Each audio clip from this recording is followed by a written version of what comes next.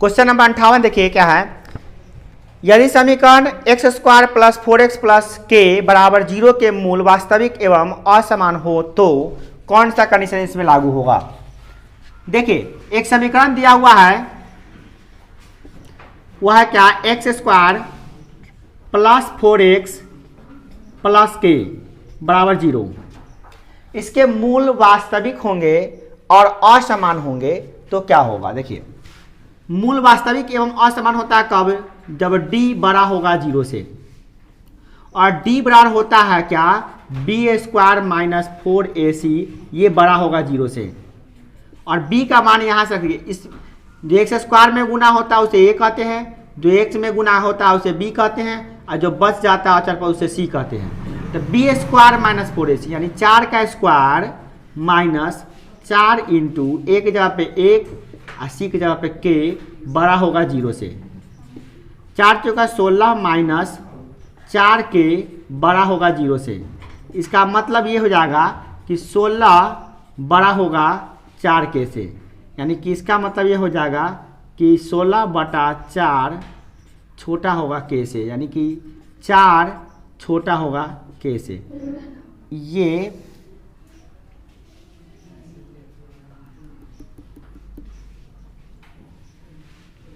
ठीक है, यहाँ पे डायरेक्ट चले आ रहा है, सीख तो सीख सेम टू सेम आ रहा है। हाँ बिल्कुल, तो k का मानेगा k जो है ना, k वो छोटा होगा 4 से। तो ये ऑप्शन आपका किस में है, तो k छोटा होगा 4 से, वह b में, यानी इसी को b में घुमा के दिया, इसे k छोटा होगा 4 से, वही चीज दिया है, ये b नंबर ऑप्शन में दिया हुआ है इसका। ठीक है, k छोटा होगा 4 से। ठीक है, कोई डाउट है क्या, डाउट होगा तो बोलिएगा, बताएंगे। चलिए अब क्वेश्चन नंबर 59 देखिए क्या है। करा है कि यदि AP AQ केंद्र वृत्त के केंद्र O वाले किसी वृत्त पर 2 स्पर्श रेखाएं हैं तो इस प्रकार है कि कोण POQ बराबर 110 डिग्री हो, तो PAQ का मान कितना होगा। अगर यहाँ से हम चेंज कर लेते हैं तो एक और यहाँ पे बात आ सकती है, हमको भी डाउट हो रहा था। देखिए यहाँ पे अगर हम 16 लिख देते हैं और 16 को ही ले आते उधर, तो यह हो जाएगा -4k, ये हो जाएगा आपका कहाँ पे गया, हाँ बड़ा होगा -16 से, तो माइनस से माइनस कैंसिल हो जाएगा, तो k तीर मारेगा 16/4 को, तो ऐसे भी तो ये आएगा k तीर मारेगा 4 को, ये भी हो सकता है, ये नहीं करें, ऐसा भी हो सकता है। यहाँ पे डाउट हो रहा है, फिर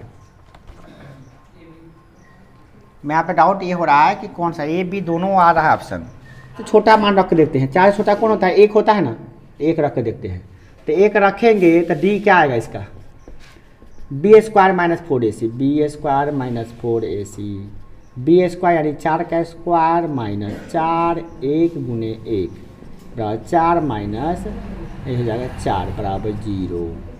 ये इसके मतलब कि ये वाला कंडीशन गलत हो गया,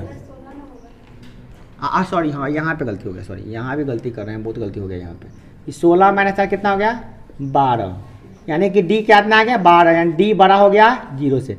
तब मूल असमान होंगे, वास्तविक एवं असमान होते हैं ना, जब D बड़ा होता है 0 से तो क्या आता है, मूल वास्तविक एवं असमान, मतलब हम लोग का पहला ही आंसर करेक्ट निकला।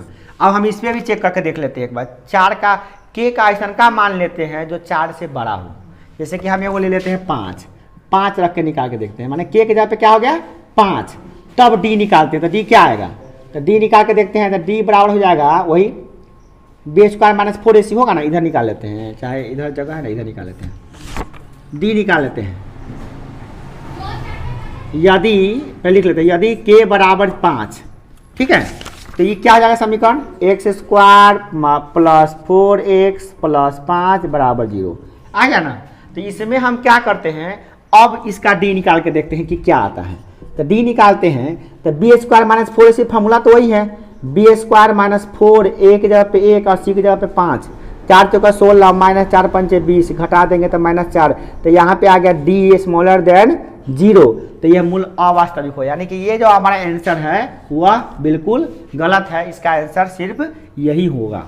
ठीक है, बात समझ में आई। मतलब आप ऐसे क्वेश्चन को ऐसे सॉल्व नहीं कीजिए। एक संकेत मिला, कटने का मतलब क्या हुआ, एकदम टाइमिंग में सेट नहीं किए हुए हैं। देखते हो जाएगा, मशीनरी चीज़ है, कुछ भी हो सकता है। चलिए देखिए,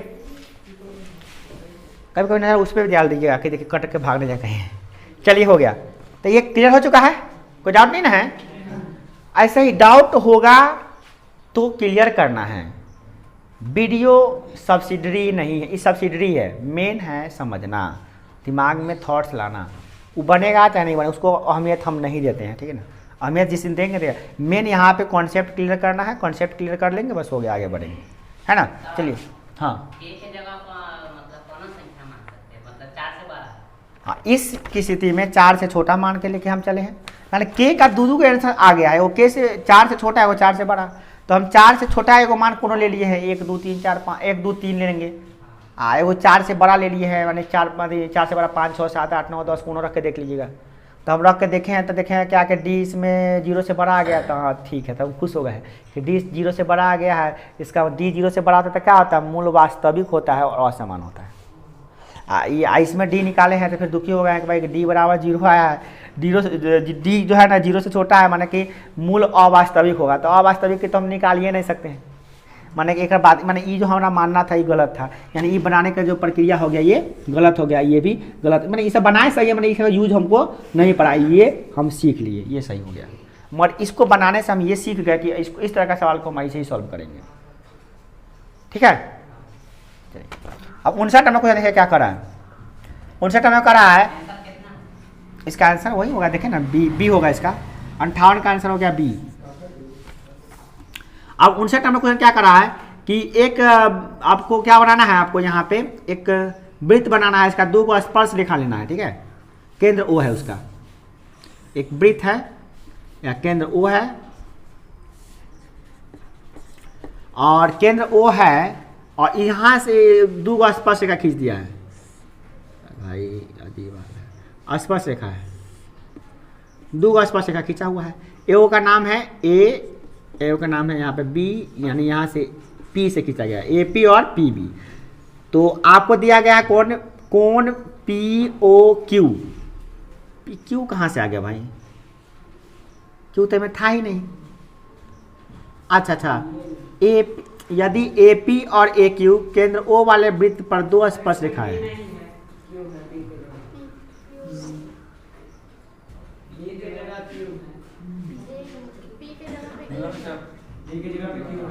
चलो क्या ठीक है ना, बोले क्या ठीक है ना, पति है आई लग क्यों है, अच्छा चलिए तब तो ठीक है भाई, दोनों में ए डाल, अच्छा हाँ आप समझ में ए यहाँ, अच्छा देखिए कितना उल्टा काम किया, बताइए। तो हम लोग अक्सर बनाते हैं तो पी को बाहर बिंदु मानते हैं। ए वहाँ नहीं बैठो, वहाँ नहीं, पीछे बैठो, पीछे एगो बेंच लगाइए, बैठिए, वो स्टूल लगा के बैठो वहाँ पे, उसको स्टूल लगा बैठा हुआ है, स्टूल है ना, स्टूल बैठा हुआ है। देखो अब यहाँ से क्या करना है, कोण, देखो कोण क्या है, हाँ वही बैठ जाइए ना कहीं पे, साइड में बैठिए, हाँ साइड में बैठिए, बस्ता लेके बैठ जाइए। ये ऐसा क्लास चल रहा है ना, आपको लिखना है, खाली दिमाग लगाना है बस, इधर बैठे ना, इधर स्टूल पर आराम से बैठ के आनंद लीजिए, है ना, कोई दिमाग लगा, खाली दिमाग लगाइए और आनंद लीजिए, लिखने में झंझटे नहीं है आपको। देखिए ए सुनो, पी ओ क्यू, यानी ये कोण दे दिया है आपको कितना, 110। तो कह रहा है ये वाला कोण निकालिए। इतना आसान सवाल है ना, इसको आप मिनटों में बना सकते हैं, बट ऐसे प्रोसेस में बनाइएगा तो लग जाएगा 2 मिनट, बट ऐसे तो आप सेकंडों में बना सकते हैं। देखिए आप जानते हैं कि स्पर्श रेखा और त्रिज्या के बीच में 90 डिग्री कोण बनता है, यहाँ भी 90 डिग्री बनेगा, तो 90 तो 180 हो ही गया, आई 110 हो गया, तीनों मिलाकर, चारों मिलाकर होता है 360 डिग्री, क्योंकि एक चतुर्भुज के चारों अंतः कोणों का योगफल 360 डिग्री होता है। तो इस हिसाब से 90 180, तो ये दोनों मिला के 180 होगा ना, तो 180 में से 110 घट गया तो कितना आ गया, 70। तो डायरेक्ट आपका आंसर निकल गया 70, ठीक है। ये 90 ऑलरेडी पहले से हो गया ना, इसलिए बीच में बात नहीं कीजिए, बात हो रहा लगातार है। देखिए करा के किस मान के लिए समीकरण निकाय इतना का अद्वितीय हल होगा। देखिए ध्यान समझिए, एक समीकरण निकाल दे दिया है के एक्स माइनस वाई बराबर 2 और फिर दिया है 6x माइनस 2 बराबर हो गया 3। ये समीकरण 1 हो गया, ये समीकरण 2 हो गया। अब करा कि के का कौन मान रख दे कि इसका जो मान इसका हल जो है अद्वितीय होगा। तो अद्वितीय हल के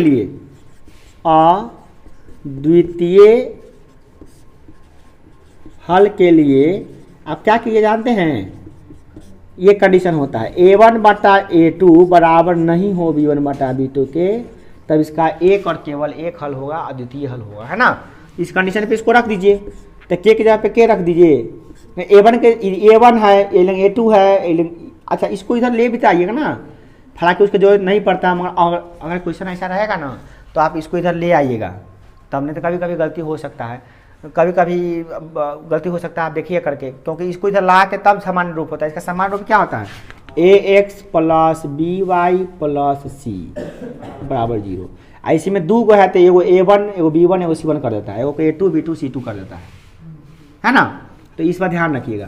तो a1 की जगह पे हो गया k, a2 की जगह पे हो गया 6 बराबर नहीं है, b1 की जगह पे हो गया -1 माइनस लेते हैं, b2 की जगह पे हो गया -2। इसमें शायद y छूट गया है, क्वेश्चन में y होना चाहिए था, y प्रिंट नहीं हुआ है, यहाँ पे y होगा तभी होगा, तो यहाँ पे 2 हो जाएगा, ठीक है। तो आप इसको क्या कीजिएगा, आप इसको सॉल्व कर लीजिए। तो ये तो कटिए गया, 2 3 6 कटिए गया, इसमें इससे गुना, इसको इससे गुना, तो k बराबर कितना आ गया, k बराबर नहीं हो 3, मतलब इसका आंसर क्या हो गया, k बराबर नहीं होगा 3 के, मतलब k का कोई भी मान लीजिए, 3 नहीं लीजिएगा, ठीक है। चलिए तो 60 का आंसर हो गया आपका k बराबर नहीं हो 3, ये आपका सी नंबर में ऑप्शन है, ठीक है। अब 61 नंबर देखिए, आप इसे को नोट करते जाइएगा, क्वेश्चन में टिक लगा लीजिएगा सही से। 61 नंबर क्वेश्चन क्या करा है, रे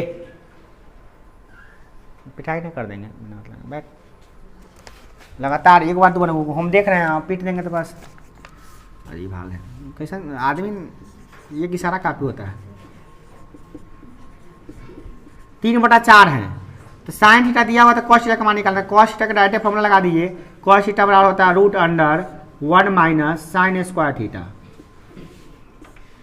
तो 1 माइनस साइन स्क्वायर थीटा कीजिए तो 1 माइनस 3/4 का होल स्क्वायर, ऐसे कर दीजिएगा तो निकल जाएगा आपका। इसको सॉल्व कर लीजिए, सॉल्व चलिए यहाँ कर लेते हैं हम, तो कितना हो जाएगा ये 4 का स्क्वायर 16 माइनस 3 तिहाई 9/16, 16 में से 9 घटा दीजिएगा, तो ये हो जाएगा 7/16, ये रूट अंडर हो जाएगा, तो रूट अंडर 7/4 ये आंसर हो जाएगा। रूट अंडर 7/4 किस में है, सी नंबर में है, तो इसका आंसर हो जाएगा सी। आप ऐसे भी बना सकते हैं और पी भी निकाल के भी बना सकते हैं, जैसे साइन थीटा वाला क्या होता है, p/h होता है ना, तो पी हो गया, ये h हो गया, p 3 हो गया, h 4 हो गया, तो b निकाल लीजिएगा। इसका b निकाल के क्या कीजिएगा, फॉर्मूला पे डायरेक्ट रख दीजिए, cos थीटा तो निकल जाएगा। वैसे भी आप निकाल सकते हैं, ठीक है। अब देखिए 62 नंबर क्वेश्चन देखते हैं, कितना आसान क्वेश्चन सब। देखिए कर रहा है क्या, इसका शून्यक निकालिए। इसका देखिए x² माइनस 15 का, x² माइनस 15 का शून्यक निकालिए। शून्यक निकालने के लिए कुछ नहीं, बस 0 कर दीजिए, 0 करके x का मान निकाल लीजिए। ऐसे तो हम लोग प्रोसेस बनाते हैं, क्या मानते हैं px, फिर शून्यक के लिए px बराबर 0 करते हैं, बट यहाँ पे आपको ऑब्जेक्टिव बनाना है, 0 करके मान निकाल लीजिए। अब कैसे मान निकालिएगा, तो इसका सिस्टम क्या है देखिए, ऐसे ही डायरेक्ट निकाल लीजिए ना, x²। अच्छा देखिए इसको आप a माइनस b का होल स्क्वायर तोड़ लीजिए, तो a² लिख दिया, इसको लिख सकते हैं √15 का स्क्वायर बराबर 0, क्योंकि √15 का स्क्वायर 15 होता है इसलिए। अब a² माइनस b² क्या होता है, a plus b into a minus b बराबर हो गया 0। अब एक बार इसको 0 कीजिएगा, एक बार इसको 0 कीजिएगा, तो जब x प्लस √15 बराबर 0, तो x बराबर आपका हो जाएगा -√15, और जब आप x माइनस √15 बराबर कीजिए 0 तो x बराबर हो जाएगा +√15। तो x का 2 को माना है, एगो प्लस एगो माइनस, प्लस माइनस √15 इसका आंसर। इसका आंसर जो दिया होगा आपका, देखिए क्या दिया है। तो इसका आंसर में आपका दोनों दिया है ऑप्शन में बी नंबर में दोनों ऑप्शन दिया हुआ, √100 प्लस वाला भी दिया है, माइनस वाला भी दिया है। इसका आंसर हो जाएगा बी, 62 का बी आंसर होगा करेक्ट। डाउट नहीं है किसी को? चलिए 63 नंबर क्वेश्चन देखिए। कह रहा है वृत्त के को 2 बिंदुओं पर प्रतिच्छेद करने वाली रेखा को क्या कहते हैं? एक वृत्त है, इसमें 2 गो बिंदु है, एगो बिंदु ए एगो बिंदु बी, एगो बिंदु ए एगो बिंदु बी, और उसको 2 बिंदु पर प्रतिच्छेद कर रहा है, तो उसको क्या कहते हैं? तो इसको कहते हैं छेदक रेखा, ठीक है।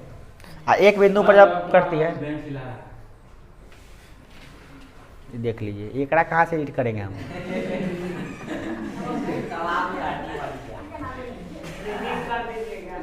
बचपन में ही शायद जोक्स नहीं सुना है कि जब 2 बच्चे बात करते हैं तो बड़ों को नहीं बोलना चाहिए। अजीब हाल है। हाँ? बेंच नहीं हिला रहा है, लगता है वो देह हिला रहा है। बेंच हिला रहा है तो समझा देगा कि बेंच मत हिलाओ। छोटा सा बात के लिए भी कंप्लेन कर देगा। पढ़ाई नहीं कर रहा है अभी, नौटंकी देता था तो थोड़ी ना करता कंप्लेन। वो देह प्रति चवारों को देखता है बस। हाँ, नौटंकी में दिक्कत नहीं होता है, पढ़ाई में बहुत दिक्कत होता है आदमी को।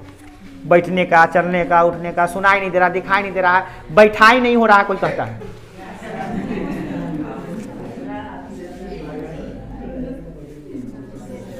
ऐसा ऐसा बहाना करता है, पेट में दांत दुखा रहा है, पेट में दांत दुखा रहा था। तीसरा का आंसर हो गया ना आपका। छेदक रेखा नहीं है, छेदक रेखा देखिए ना इसमें। करास्पर्श रेखा, त्रिज्या भी करता रहे बुआ। त्रिज्या तो ना करता, त्रिज्या एक ही जगह करता है। जीवा करता है, जीवा करता है, देखो। हाँ तो प्रतिच्छेद ना कर दिया, देखो ना। ए भी जीवा है, ए भी जीवा ना है, 2 बिंदु पर प्रतिच्छेद नहीं कर रहा है। स्पर्श कहाँ है?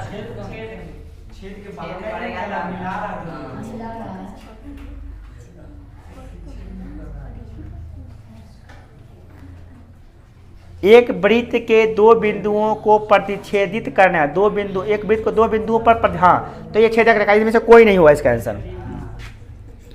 ये 2 बिंदुओं को मिला रहा है, प्रतिच्छेद नहीं कर रहा है। 2 बिंदुओं को सिर्फ मिला रहा है, ज्वाइन कर रहा है ना। प्रतिच्छेद इसको कहते हैं, आई पार से ऊपर, है ना। अब बात करें तो कोई विद्यार्थी बोला तो ये स्पर्श रेखा है। कैसे स्पर्श रेखा हो जाएगा? ये स्पर्श रेखा की बात कहाँ से आ गई? में स्पर्श उसे कहते हैं जो ऊपर से टच करके गुजरे चीज। ऐसे मत कीजिए, ऐसा कमेंट नहीं कीजिए। चलिए 65 नंबर देखिए। आधार के, और 64 भी है। हाँ,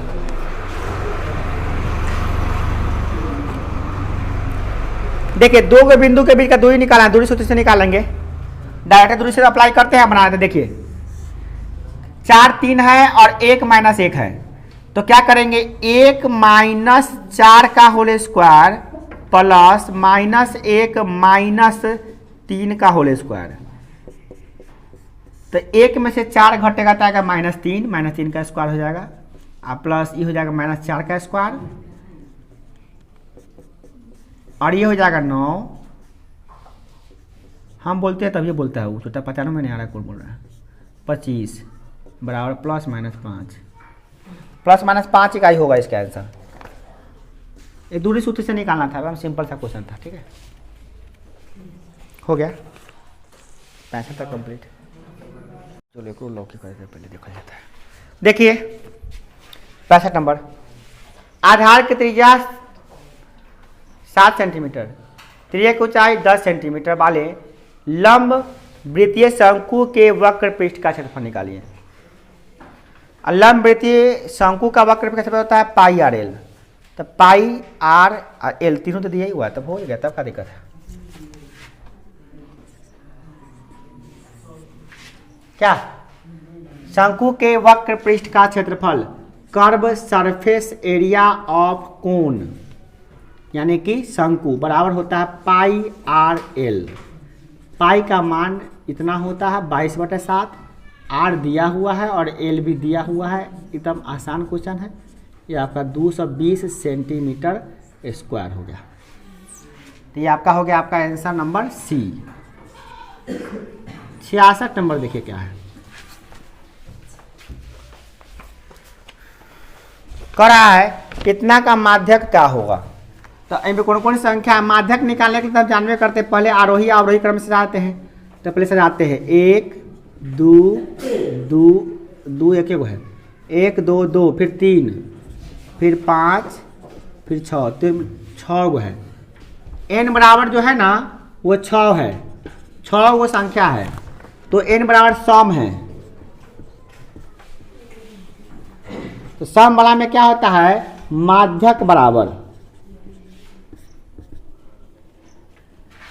n/2 वा पद प्लस n/2 + 1 वा पद बटा 2, ये होता है, ये फॉर्मूला होता है। तो n/2 यानी कि 6/2 पद यानी 3वां पद, 3वां पद प्लस 6/2 + 1 यानी 3वां + 1 चौथा यानी 4वां पद, 4वां पद बटा 2। अब 3वां पद इसमें खोजेंगे 1 2 3, 3वां पद में 2 है तो 2 लिख देंगे, और 4वां पद खोजेंगे तो 4वां पद में 1 2 3 4 यानी चौथा पद में क्या 3 है तो 3 लिख देंगे बटा 2, और इसको भाग देंगे तो आएगा 5/2 यानी कि 2.5। ये माध्यिका हो गया इसका। और इसमें कुछ बच्चे गलती क्या कर लेते हैं कि 3 को 3 लिख देगा, 3 + 4/2 यानी 7/2 यानी 3.5 निकाल लेते हैं। तो ऐसा गलती नहीं कीजिएगा, क्योंकि ये वा पद है, उसमें का पद लिखना है ना कि उसका अंक लिखना है। ठीक है, तो इसका आंसर हो गया 2.5 यानी कि बी। चलिए अब 66 नंबर को देखिए, आर त्रिज्या वाले अर्धगोले का आयतन कितना होता है। तो अर्धगोला का आयतन का डायरेक्ट फॉर्मूला लिखना है। अर्धगोला का आयतन होता है 2/3 πr3। अब ये ऑप्शन है कि नहीं देखना पड़ेगा, 2/3 πr3 है, ये आपका सी नंबर ऑप्शन है, इसका आंसर हो गया सी। चलिए तो डायरेक्ट फॉर्मूला था। 68 नंबर क्वेश्चन क्या करा देखिए, 67, और ये 66 था, ये 67 था ना। अब 68 नंबर हम लोग सीखेंगे। चलिए, निम्नलिखित में से किसी घटना की प्रायिकता कौन नहीं हो सकती है। तो देखिए 1/3 का जो मान निकलेगा, एक देखिए प्रायिकता जो होता है ना किसी भी घटना का, वो प्रोबेबिलिटी ऑफ ई, किसी भी घटना ई के घटित होने की जो प्रायिकता होती है वो 0 के बराबर होती है, नहीं तो 0 से बड़ा होता है, या 1 के बराबर होती है, या 1 से छोटा होता है। या कहने का मतलब होगा या तो 0 होगा या तो 1 होगा, ना तो बीच में होगा, 1 से बड़का नहीं होगा, 0 से छोटका नहीं होगा। ठीक है, तो इसके लिए हम देखते हैं 1/3 इसके बीच में आ गया, 0.6 इसके बीच में आ गया, -1.5 जो दिया हुआ है, माने कि 1 से ज़्यादा हो गया है, वो भी माइनस में। 1 से ज़्यादा क्या, 1 से मतलब 0 से कम हो गया ये, तो ये इसका ये प्रायिकता नहीं हो सकती, किसी भी घटना का प्रायिकता -1.5 नहीं हो सकता है। तो इसका आंसर हो गया सी। अगला है, बिंदु दिया हुआ है 4 और -7, करा किस पाद में है। तो आपको पहले बता दिए थे कि जो प्रथम पाद होता है उसमें क्या होता है और द्वितीय तृतीय में क्या होता है। तो प्रथम पाद में होता है प्लस प्लस, यानी एक्स भी प्लस ये भी प्लस, इसमें होता है माइनस और प्लस, और इसमें क्या होता है माइनस माइनस, और इसमें क्या होता है एक्स होता है कैस में प्लस में, और वाई होता है माइनस में। तो इस आधार पे आप तुरंत बता सकते हैं, देखिएगा यहाँ पे प्लस माइनस है, तो प्लस माइनस चतुर्थ पद में होगा, तो ये इसका आंसर हो जाएगा चतुर्थ पाद, यानी कि आपका डी नंबर हो जाएगा, डी। 59 भी 69 भी हो गया। 70 नंबर देखिए, एपी दिया हुआ है, करा 20वां पद निकालिए। बहुत आसान क्वेश्चन है। एपी दिया हुआ है तो एपी का प्रथम पद जो पहले होता है तो कितना है 10 है, डी कितना है तो 7 - 10 कितना हो गया 3, और हाँ यह -3 होगा, सॉरी 3 नहीं होगा -3 होगा, और इसका 20वां पद ज्ञात करना है। एन बराबर दिया है 20, तो फॉर्मूला जानबे करते हैं, एन बराबर होता है a + n - 1 × d। रख दिए, एक कितना रख दे 10 प्लस n माइनस 1 यानी कि 20 माइनस 1 इंटू डी कितना रख दे -3। तो 10 प्लस ये हो जाएगा 19 गुणित -3। तो 10 प्लस 19 19 से 57, तो 57 हो जाएगा -57, घटा देंगे तो आ जाएगा -47। यही इसका आंसर हो जाएगा ए 20वां। ए 20 बराबर कितना हो गया तो -47, जो इसका ऑप्शन है डी नंबर में। तो इसका आंसर हो गया डी। ठीक है, ये तो एकदम आसान क्वेश्चन है, इसमें तो लॉजिक है ही नहीं, तो क्या होता है आपको फॉर्मूला बैठा कर बना देना है इसको। लॉजिकल क्वेश्चन होता है जिसमें दिमाग लगाना पड़ता है, इसमें दिमाग क्या लगाना है, तो सीधे फॉर्मूला से निकालिए, फॉर्मूला रख क्या फॉर्मूला में बैठा दीजिए, इसमें कोई दिमाग लगाने की जरूरत नहीं है। नॉर्मल क्वेश्चन है जो कहते हैं, जो फार्मूला पे डायरेक्टली बन जाए सब नॉर्मल क्वेश्चन है। जो फार्मूला है वो महा नॉर्मल क्वेश्चन है। जो फार्मूला पर नहीं बने, जिसमें ब्रेन लगाना पड़ रहा हो, माइंड लगाना पड़ रहा हो, तो उसको कहते हैं थोड़ा सा, मतलब ये थोड़ा सा कॉन्सेप्चुअल क्वेश्चन है, कॉन्सेप्ट क्लियर कर रहा है। 71 नंबर में क्या कहा, दो समरूप त्रिभुजों के माध्यिकाओं का, ये देखिए जैसे ये आ गया, तो ये आपका ये भी तो स्टेटमेंट है, डायरेक्ट थ्योरम में है क्या कि दो समरूप त्रिभुजों के माध्यिकाओं का अनुपात उसके क्षेत्रफल के अनुपात का वर्गमूल होता है। या यूं कहिए, इसका उल्टा कहिए, दो समरूप त्रिभुजों के क्षेत्रफलों का अनुपात उसके माध्यिकाओं के वर्ग के अनुपात के बराबर होता है। ठीक है, ऐसे भी कर सकते हैं आप। तो यहाँ पे माध्यिकाओं का अनुपात दिया हुआ है ना, तो क्षेत्रफल का अनुपात निकालने के लिए वर्ग कर दीजिए। यानी माध्यिकाओं का अनुपात दिया है 4:9, तो क्षेत्रफल का अनुपात इसका वर्ग हो जाएगा कितना, 16:81। ये डायरेक्टली, तो इसका आंसर हो गया आपका 16:81, यानी कि ऑप्शन नंबर डी। ठीक है, 16:81 होगा, 81:16 नहीं लिख सकते हैं। अब 72 नंबर देखिए, इतना दिया हुआ, इसका मूल सी है, नहीं ax² plus bx plus C बराबर 0 दिया हुआ है। के मूल क्या होंगे, समान होंगे। यदि इतना के मूल समान हो तो सी बराबर क्या होगा, मूल समान है ना, तो मूल समान है तो अच्छा बात नहीं, मूल समान है इसका मतलब क्या हुआ, d बराबर 0 है, तभी तो हो सकता है। तब b² d बराबर क्या होता है, b² माइनस 4ac बराबर 0। तो c के मान निकालने के लिए कहा ना, तो c का मान निकाल लीजिए। यहाँ से क्या चीज निकालिएगा, c बराबर हो जाएगा b² बटा 4a, ये हो जाएगा b² बटा 4a हो जाएगा। तो इसका ऑप्शन हो जाएगा बी।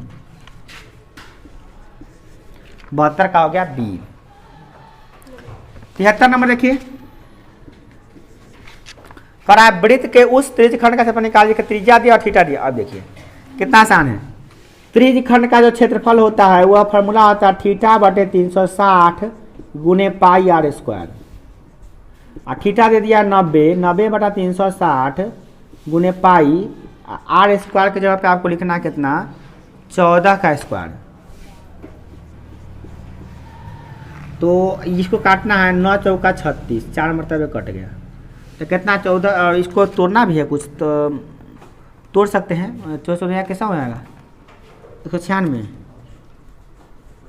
बटा 4 पाई, 196 बटा 4 पाई, 196 कटेगा तो कट जाएगा, तो काट दीजिए, 4 चौका 16, और ये हो जाएगा आपका 3 36, 4 9 36, 49 मरतबे कट जाएगा ना, ये हो जाएगा 49 पाई।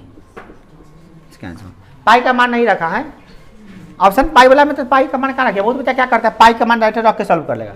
ऑप्शन देखना लीजिए, ऑप्शन में पाई में आता है, पाई का रखिएगा, पाई मान रखबे नहीं कीजिए। तो 73 का जो आंसर हो गया आपका वो बी नंबर में है, तो बी हो गया, तो ये भी सॉल्व हो गया। चलिए आप 74 देख लेते हैं। कराए, ये देखिए, ये क्वेश्चन आपको बिल्कुल कॉन्सेप्ट लगाने वाला है, इस कॉन्सेप्ट लगा के बना सकते। देखिए sin 2a बराबर sin 2 sin a है, तो तब सत्य होता है। कब सत्य होता है, ये a बराबर कितना पे सत्य होगा, a बराबर क्या होगा तो ये सत्य होगा, ये कह रहा है क्वेश्चन। तो इसको बनाने के लिए सबसे पहले आपको क्या करना होगा,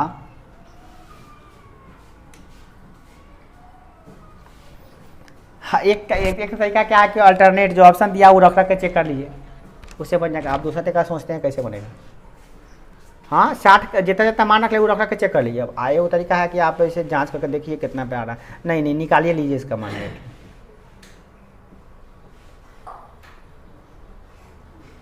बड़ा अजीब कर दिया। ऐसा कीजिए ना, साइन को इधर ले आइए सीधे, इस समीकरण को सॉल्व कर लीजिए। साइन 2a है ना बटा साइन a कर दिए, ठीक है। अब बराबर यहाँ पे 2 बज कर 2 छोड़ दिए। अब इसको क्या लिख दीजिएगा, साइन 2a बराबर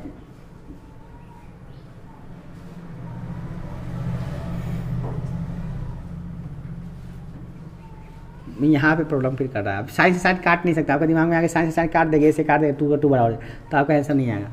ऐसे नहीं कर सकते कि ये 2a है, यहाँ पे 2a है और ये a है, दोनों में कट नहीं सकता है, ये मुश्किल हो जाएगा करना आपको।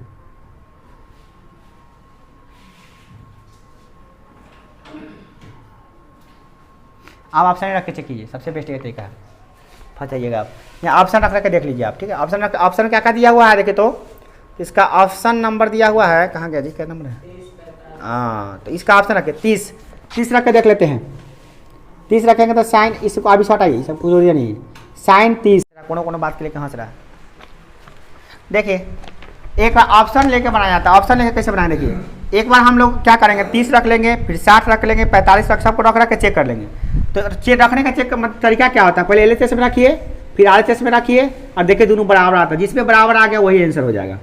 तो ये आ गया। अब देखिए 2 साइन LHS में रख दिए तो इतना आया है, RHS में कितना आ रहा है 2 साइन 30 का मान तो निकाल पे जानवे करते कितना आता है 1/2, तो ये कितना आ गया आपका 1, तो इस वाला मान के लिए नहीं हुआ।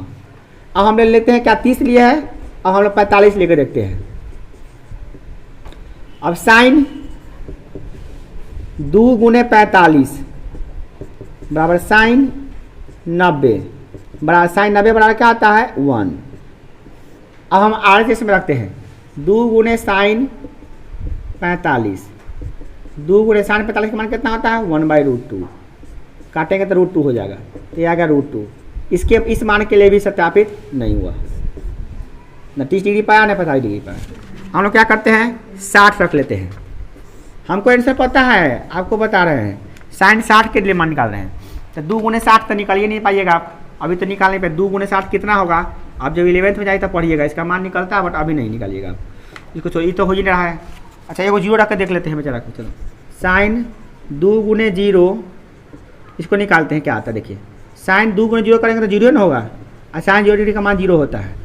RHS में रखे तो क्या होगा 2 साइन 0, तो हो जाएगा क्या 2 गुने साइन 0 का मान 0 बराबर 0, ये दोनों बराबर आ गया। इसका मतलब है कि 0 रखने पर ये मान कंडीशन शुरू सही हो रहा है, मतलब एक के मान अगर 0 है तब यह बात सही होगा। क्या साइन 2a बराबर 2 साइन a, ऐसे किसी भी मान के लिए नहीं हो रहा है।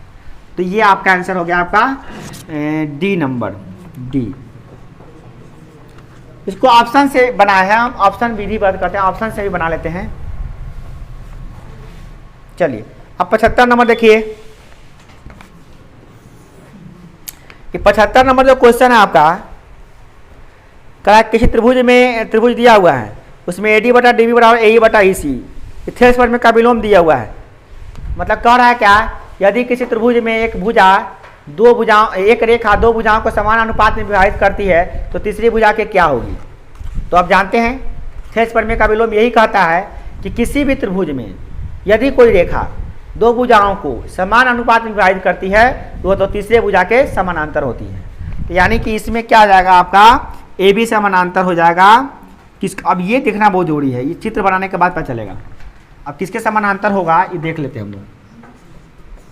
त्रिभुज कौन है, त्रिभुज का नाम क्या है, तो त्रिभुज का नाम है ABC। त्रिभुज का नाम बना दिए ABC के नाम से बना त्रिभुज। आपका D भुजा AB और AC को इस प्रकार D है DE काट रही है, किसको AB और AC को काट रही है। तो AB AC को काट रही है यहाँ पर, तो स्वाभाविक है किसके समानांतर होगा BC के, यानी कि DE समानांतर हो जाएगा BC के। देखिए ऐसे बहुत बच्चा क्या करता है, आंख मूंद के यहाँ पे मारेगा DE समानांतर BC, क्या क्या आप चित्र में पढ़े रहते हैं। परंतु सपोज डैट मान लीजिए कहीं इसको घुमा के दे दिया है तो तो तब फंस जाइएगा वहाँ पे। इसीलिए एग्जाम में जल्दीबाजी नहीं कीजिएगा। थोड़ा सा मिस्टेक आपका 1 नंबर काट लेगा और 1 नंबर से स्टूट छूट जाता है, समझते हैं ना। 1 नंबर से कितना लॉस होता है वही जानता है, तो ज़्यादा नंबर लाता है। कम नंबर वाला को नहीं बुझाता, उसका क्या है, उसको तो ऐसे भी कम नंबर आ रहा है, ऐसे भी कम नंबर आ रहा है। देखिए यहाँ पे बात समझिए, यहाँ पे आपको जैसे कि हम चेंज कर दी। देखिए इसका आंसर तो ये हो गया, इसका आंसर कौन हो गया आपका, बी समानांतर, अरे तो दिया ही नहीं हो, डी समानांतर 20, हाँ 20 दिया हुआ है, बी नंबर ऑप्शन हो गया इसका। परंतु इसी क्वेश्चन को घुमा कैसे दे दी हम, ए बी सी था, इसको काटा है डी। अब बताइए, अब ये डी किसके समानांतर हो जाएगा, ए बी के समानांतर, डी समानांतर हो जाएगा ए बी के। कब, जब इतना बटा इतना बटा इतना बटा इतना होगा तब। तो ये सब ध्यान रखिएगा, थोड़ा सा चित्र बना के आप ड्रॉ कर लीजिएगा, सीधे आंख मूंद के मत मारिएगा, ये हम बता रहे हैं।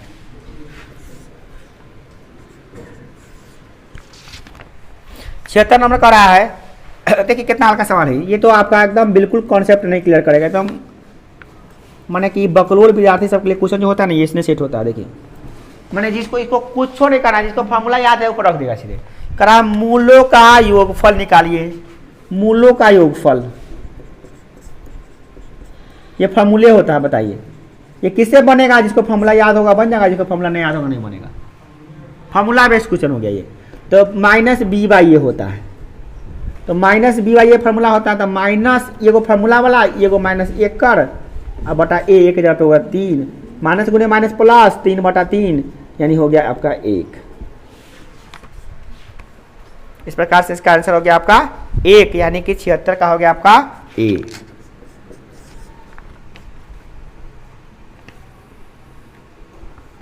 सतहत्तर देखिए, साइन 29 और साइन स्क्वायर 29 है, साइन स्क्वायर 61 का मान कितना होगा, 1 होगा।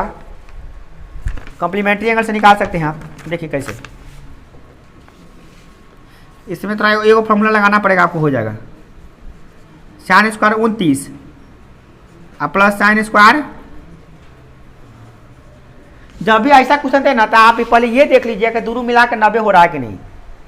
90 जब हो जाएगा ना, तो आपको एगो पूरा फॉर्मूला लग जाएगा। तो अब देखिए, या तो इसको चेंज कर दे, चाहे इसको चेंज कर दे, किसी को भी एगो चेंज करिएगा तो ये कॉस में चेंज हो जाएगा। जैसे ही कॉस में चेंज हो जाएगा तो फॉर्मूला होता है sign square theta plus cos square theta बराबर होता है 1। इसे देखिए आप, हम बनाते हैं इसको, हम इसको चेंज कर लेते हैं।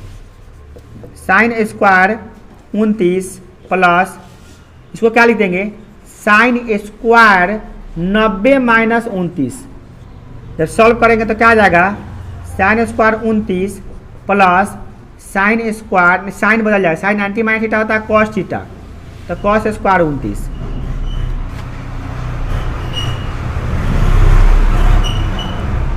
अब आप देख सकते हैं कि sine square theta plus cos square theta क्या होता है 1, इसका डायरेक्ट आंसर हो गया 1।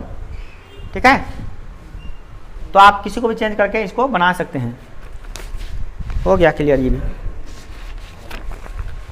फिर आ गया ये कथी कर रहा है, मध्य बिंदु का नियामक निकालने के लिए। ठीक है, हाँ कल बनाए थे ना हम लोग मध्य बिंदु वाला, चालू हो गया।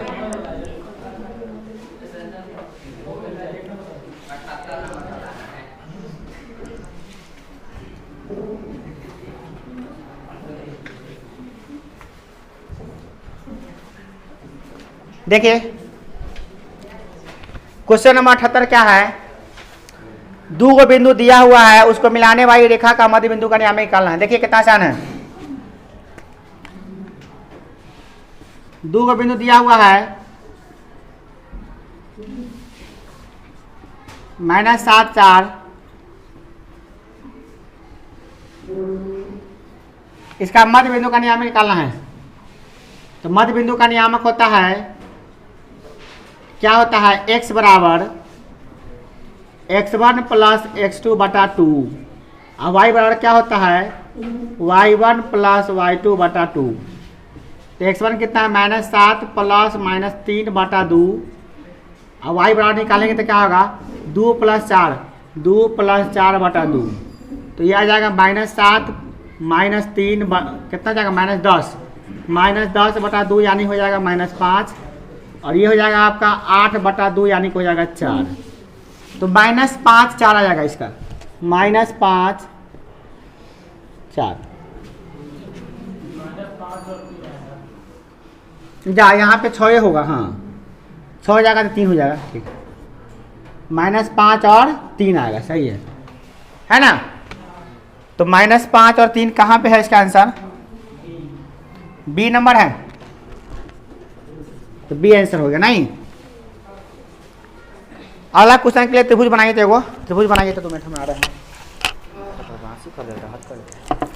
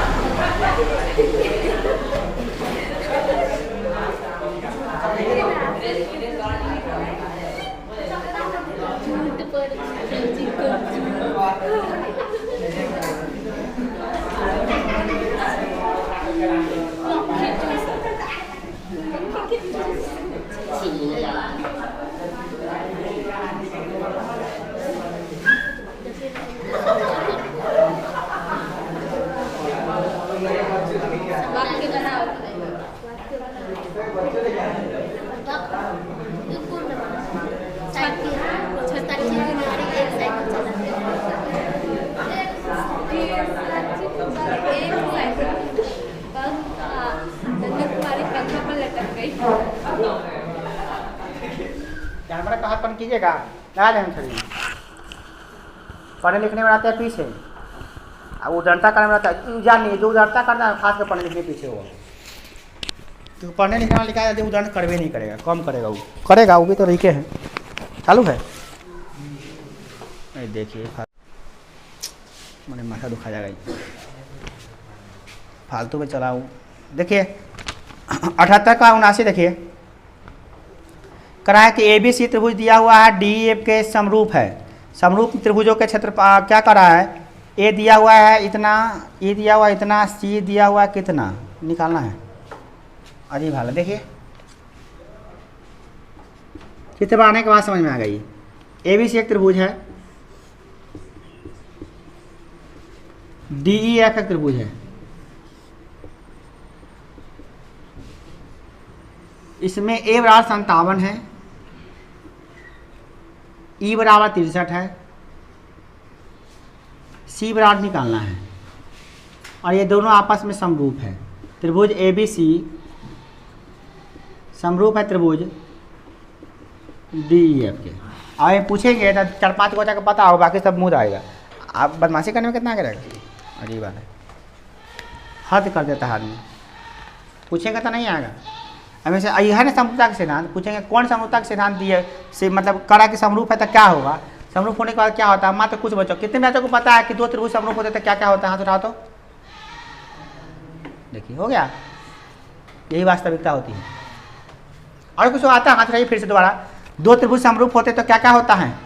दो को चीज होता है, 1 2 3, बस देख लिए। आप गाना मस्ती करो, आप मस्ती कीजिए ना, मतलब सांप सूंघ जाएगा आपका। सांप क्या सूंघेगा? बंदर के लंगड़ी में तेल लगा दिए, फिर तो वही नहीं रहता है। देखिए हम इन्हें कहते हैं कि नहीं आदमी गलती कर, गलती ये होता है कि आप हर एक चीज को एंजॉय करना चाहते हैं, खुशी के पल को एंजॉय करना चाहते हैं, जब दुख का पल आता है तब पीछे हट जाते हैं। आदमी को बनाता यही कहता है क्या? बनाता कहता है ये कि सुखी के पल में साथ ले जाता है, दुखी के पल में। अब पढ़ना भी तो है, तो पढ़ने के पल में आप पीछे हो जाते हैं, और जब मस्ती करना होता है, जब हम चल जाएंगे तो अभी सबसे आगे रहिएगा। तो अपने हजूरा किसी को बुझबे नहीं कीजिएगा। अजीब हाल है। आप पढ़ने में उस बात खोजिए ना कि हमारा हजूरा कोई नहीं रहे, तब नहीं कहेंगे बहादुर लेके आके पढ़ने में आप आगे रहते हैं। सुनिए ध्यान से, दो सब बीपी हाई करवा देता लड़का सब, बकरेला सब आए तो क्या होता है? रिएक्शन हो जाए पेट में। अजीब हाल है। त्रिभुज ABC है, त्रिभुज DEF है। त्रिभुज ABC त्रिभुज DEF के समरूप है तो दो बातें होती हैं। पहला कि उसके संगत कोण समान होते हैं, मतलब समकोणिक होते हैं, यानी कि कोण A बराबर D होगा, कोण B बराबर कोण E होगा, और कोण C बराबर कोण F होगा। ये होगा पहला नंबर कंडीशन। दूसरा नंबर कंडीशन क्या है, इसकी संगत भुजाएं समानुपाती होता है। मतलब क्या कि ए बी बटा डी बराबर होगा बी सी बटा ई एफ के, अब बराबर होगा ए सी बटा डी एफ के।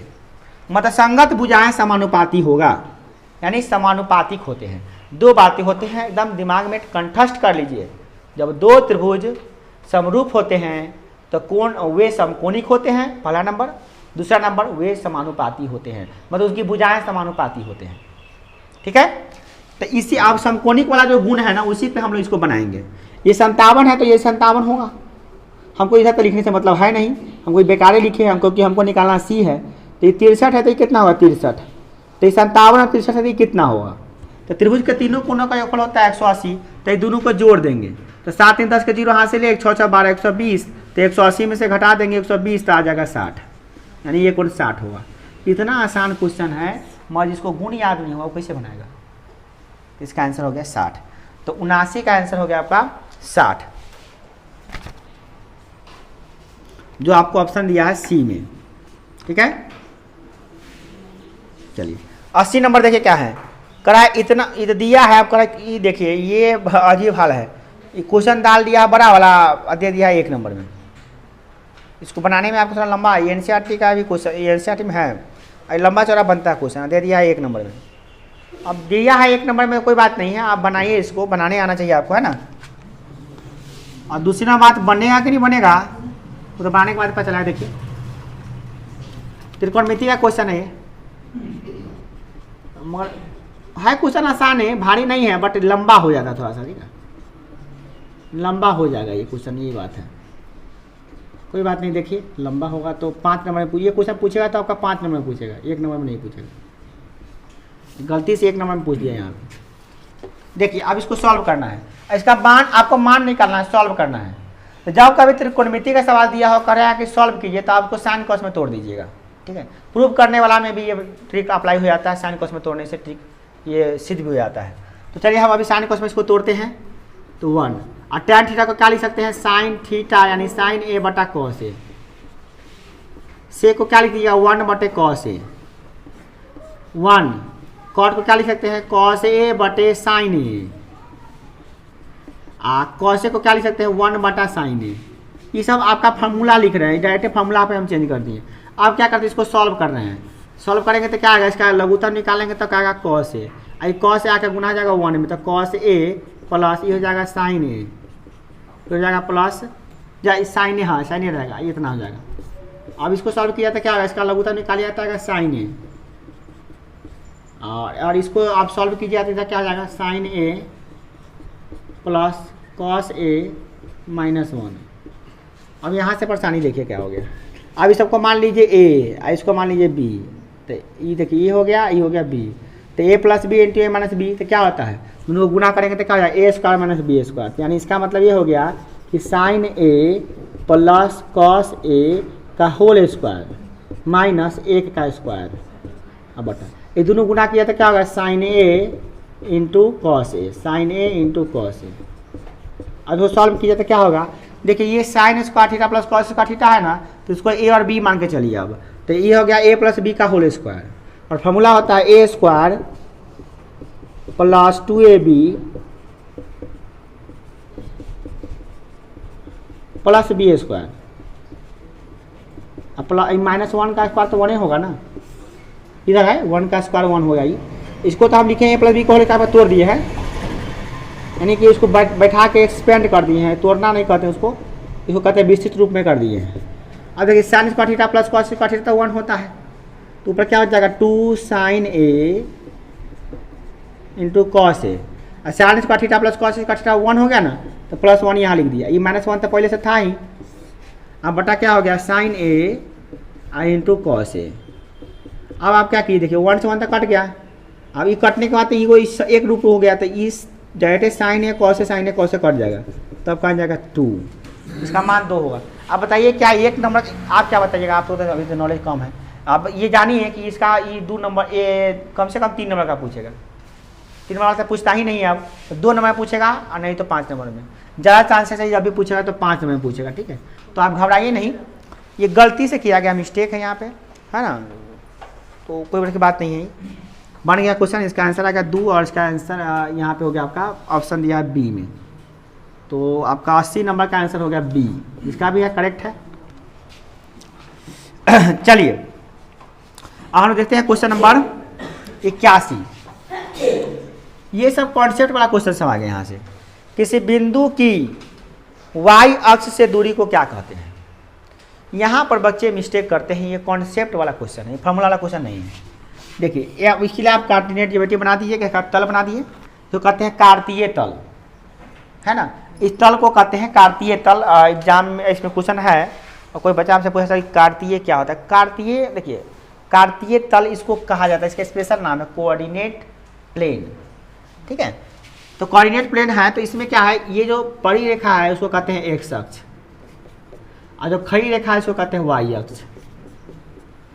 अब यहाँ पे बात आती है कि किसी भी बिंदु की दूरी जो है वो कहाँ से निकालना है आपको। तो ये कह रहा है कि वाई अक्ष से क्या होगा, वाई अक्ष से दूरी, यानी वाई अक्ष से दूरी ये क्या है। तो मान लिए कि ये बिंदु का निर्देशांक 3 और 4 है, तो इसका मतलब आप क्या समझते हैं, इसका मतलब दिमाग में ये आना चाहिए कि 3-4 बिंदु है तो एक्स में 3 होगा, 1 2 3, तो एक्स में 3 होगा, वाई में 4 होगा, 1 2 3 4, तो वाई में 4 होगा, ये बिंदु होगा। ऐसा बिंदु आपको दे दिया ना, यहाँ पे देखिए ये बिंदु है ए जिसका निर्देशांक है 3 4। तो आपसे हम पूछेंगे कि बताओ ये 3 क्या है, तो आप क्या कहिएगा, आपका जवाब ये आना चाहिए कि सर ये भुज है। और ये 4 क्या है, तो कहोगे सर कोटि है, यानी कि इसको कहते हैं भुज, और ये 4 है इसको कहेंगे कोटि। मगर सवाल यहाँ पे खत्म नहीं होता। आप आपसे ये पूछेगा कि भुज किसे कहते हैं, तो सर एक्स निर्देशांक को कहते हैं भुज। कोटि किसे कहते हैं, तो वाई निर्देशांक को कहते हैं कोटि। सवाल यहाँ भी खत्म नहीं होता, सवाल फिर चालू हो जाता है कि एक्स निर्देशांक किसे कहते हैं, तब जवाब आएगा क्या कि एक्स निर्देशांक का मतलब होता है वाई अक्ष से उसकी दूरी। ये 3 क्या है, दूरी है 1 2 3, कहाँ से नापे हैं, तो वाई अक्ष से नापे हैं। यहाँ पर तो मूल बिंदु से नापे हैं, बट यहाँ पर देखे तो किससे मापे हैं, तो वाई अक्ष से मापे हैं।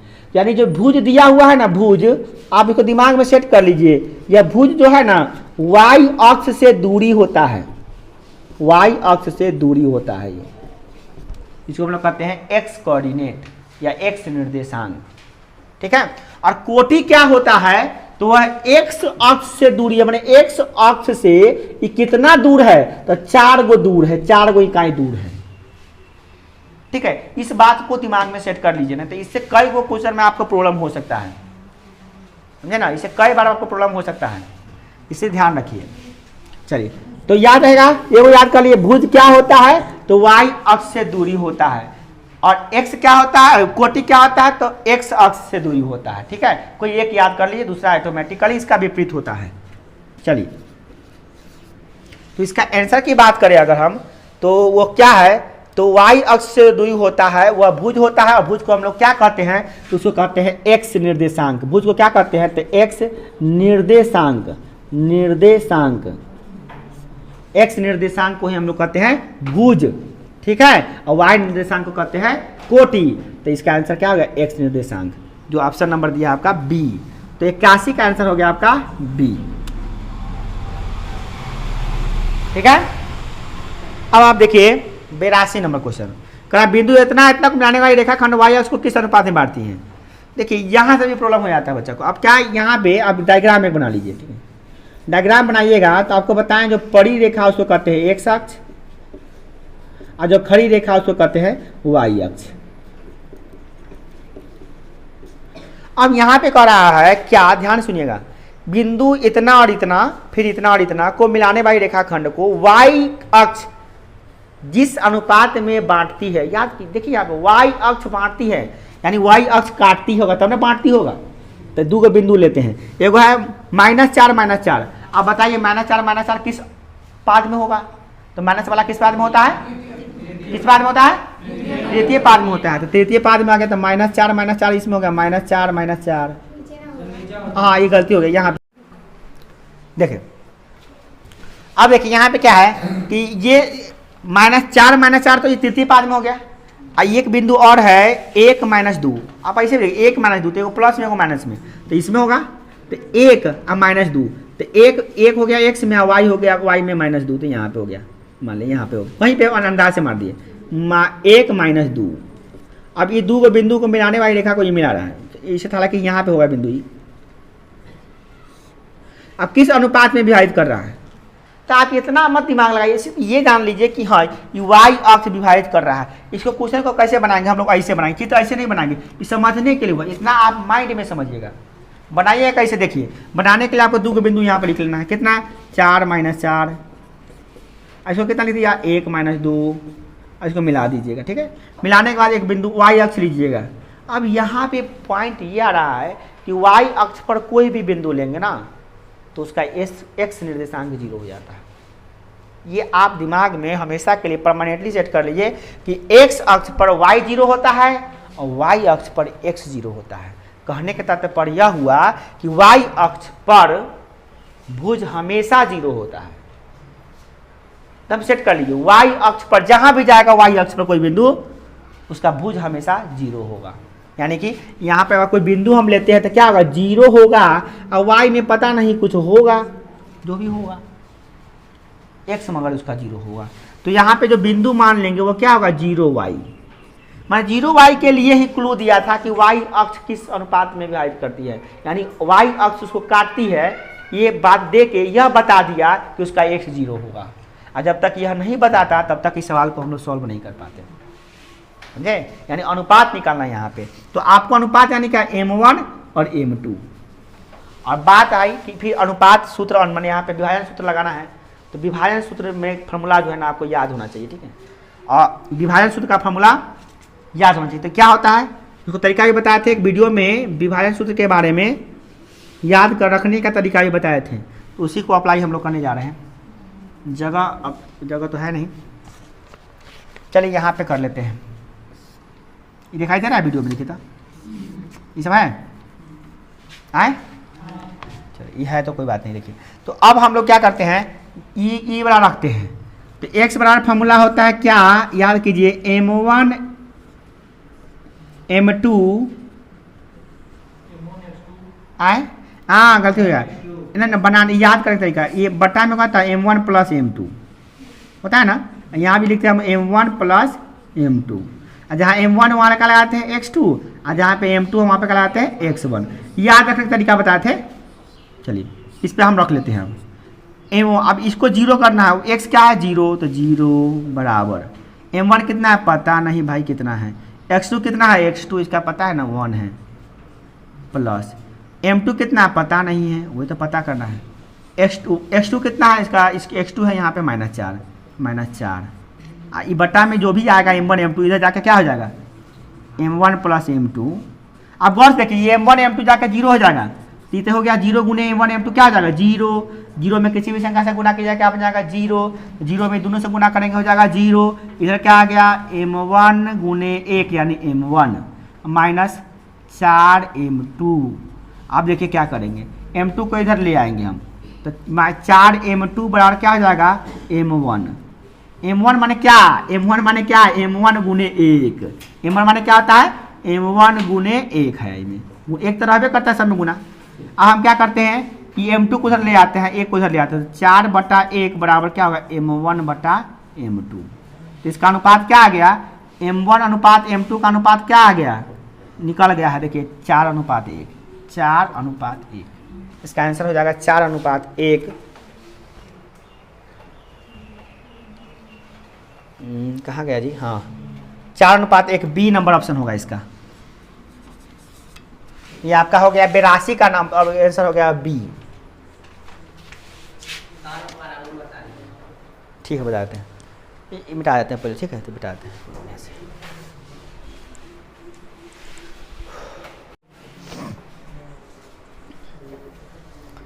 कहाँ गया जी, हाँ ये क्वेश्चन आप 82 देखिए, फिर से देखिए इसको। 2 बिंदुएं हैं, एक है 4 -4 और एक बिंदु है 1 -2, और इसको y अक्ष किस अनुपात में विभाजित करती है आपको निकालना है। तो माना कि y अक्ष जो है इसको m1 और m2 के अनुपात में विभाजित करता है, माना, ठीक है।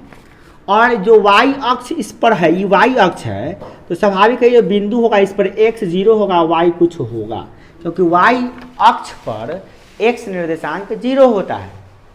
ठीक है, तो हम इसी आधार पे 0y यहाँ पे ले लिए। ठीक है, अब फार्मूला होता है x बराबर, फार्मूला आता है m1x2 plus m2x1 by m1 plus m2, ये फार्मूला होता है। ठीक है, तो x किसको कहते हैं, इसको कहते हैं x, तो यानी 0 बराबर m1 x2 कितना है, तो इसको कहते हैं, इसको मान लेते हैं x1 y1 और इसको मान लेते हैं x2 y2। तो आप बताइए कि x2 कितना है, तो x2 कितना 1 है, तो 1 प्लस m2 पता तो है ये नहीं है, वही तो निकालना है, m1 m2 तो निकालना ही है हमको। और x1 की बात करें तो x1 यहाँ पे -4 है, तो -4 लिखते हैं। अब बटा m1 प्लस m2, समझ में आ गया इतना तक। अब ये जो पार्ट्स है ये जाकर तो गुना हो जाएगा, तो 0 में गुना करेंगे तो 0 हो जाएगा, तो ये हो जाएगा 1m1 माइनस प्लस गुना माइनस 4m2। ठीक है, अब m2 को हम इधर ले आते हैं, तो क्या हो जाएगा 4m2 बराबर 1m1। अब ये m2 को उधर ले आते हैं, 1 को उधर ले आते हैं, भाई मैंने इसको इधर ले आते हैं, इधर गुना लेता है तो भाग हो जाएगा, तो 4/1 आई जाएगा तो उधर भाग हो जाएगा, तो क्या m1/m2। इसी को हम लिखते हैं 4:1 बराबर m1/m2, बटा का अनुपात में लिखते हैं, इसलिए इसका आंसर हो गया 4:1। आया, चलो ठीक।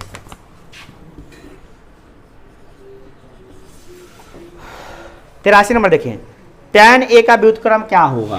देखिए tan a का व्युत्क्रम क्या होगा। देखिए आप व्युत्क्रम शब्द से परिचित हो जाइए, ये आपको चौथा से ही सीखना रहता है। व्युत्क्रम माने क्या होता है कि वैसा संख्या जिसको उसमें गुना करने पर 1 आ जाए। कोई पूछेगा आपको व्युत्क्रम किसे कहते हैं, तो किसी भी संख्या का व्युत्क्रम वह संख्या होता है जिसको उसमें साथ गुना करने पर वो 1 दे दे। 10 का व्युत्क्रम क्या होगा, तो 10 में क्या गुना करेंगे तो 1 आएगा, तो 10 में गुना करेंगे 1/10 से तो 1 आ जाएगा, इसलिए 10 का व्युत्क्रम 1/10 होगा। समझ में आया। कोई कहे 4/3 का व्युत्क्रम क्या होगा, तो 4/3 में क्या गुना करेंगे तो 1 आएगा, 3/4 से, तो 3/4 हो जाएगा, यानी 4/3 का व्युत्क्रम 3/4 हो जाएगा। यानी अब हम बोलचाल की भाषा में क्या करते हैं, हर को अंश कर दो, अंश को हर कर दो, उसका व्युत्क्रम निकल जाएगा। तो अब यह बताइए tan a है, इसके हर में क्या है 1 है, तो इसका व्युत्क्रम करेंगे तो क्या होगा 1/tan a। आप ही बताइए कि 1/tan a फॉर्मूला क्या होता है, cot a। मैं बात एकदम क्लियर है, हर चीज लॉजिकली है, बिना लॉजिकल के हम कुछ नहीं चलेंगे। चलिए तो ये इसका मतलब ये हो गया कि tan a का जो व्युत्क्रम है वो cot a है। आपके इन्फॉर्मेशन के लिए बता दें, साइन का जो व्युत्क्रम होता है वो कौशिक होता है, तो कौशिक का व्युत्क्रम भी साइन हो जाएगा। tan का अगर व्युत्क्रम cot है तो cot का व्युत्क्रम भी tan हो जाएगा। sec का व्युत्क्रम cos होता है तो cos का व्युत्क्रम भी sec हो जाएगा। इसको भी आप समझ लीजिए। ठीक है, चलिए अब है 84 नंबर क्वेश्चन। इसका आंसर भी समझ कर लीजिए। ये 83 का जो आंसर है ऑप्शन में आपका आ गया सी, ये करेक्ट हो जाएगा। अब है निम्नलिखित में कौन केंद्रीय माप नहीं है। देखिए ये बात ये थ्योरी पर मन आधारित है। आप सांख्यिकी का चैप्टर जब पढ़े होइएगा तो हम बताते हैं कि पढ़ के आइएगा, क्यों पढ़ के आइएगा, इसने कुछ बनाने के लिए पढ़ के आने के लिए कहते हैं। जब आप सांख्यिकी का चैप्टर उलट के पढ़े होइएगा एनसीईआरटी में, तो उसमें पहले पेज में दिया होगा कि माध्य, माध्यिका और बहुलक जो होता है ना, यही किसी भी आंकड़े का केंद्रीय मान होता है, केंद्रीय प्रवृत्ति को दर्शाता है। अब आप बताइए, हम आपको बोलते हैं किताब पढ़ने के लिए, तो कहते हैं सर बन जाएगा। अरे सवाल तो फॉर्मूला से बन ही जाएगा, उसका बीच में से कहीं लाइन से पूछेगा तब मुँह ताकिएगा, वहाँ पे हर लाइन को तो आपको लिखा नहीं जाएगा ना पाठ पढ़ाने के दौरान। हिंदी में लिखा एकदम स्पष्ट रूप से कि माध्य, माध्यिका और बहुलक को केंद्रीय प्रवृत्ति का मापक कहते हैं, या केंद्रीय प्रवृत्ति बताने वाला मान कहते हैं। तो हो गया, इसका आंसर क्या हो जाएगा, माध्य, माध्यिका, बहुलक होगा तो कौन नहीं है, तो परिसर नहीं है इसका, तो इसका आंसर हो जाएगा डी। देखिए थ्योरी पर आधारित क्वेश्चन पूछ दिया।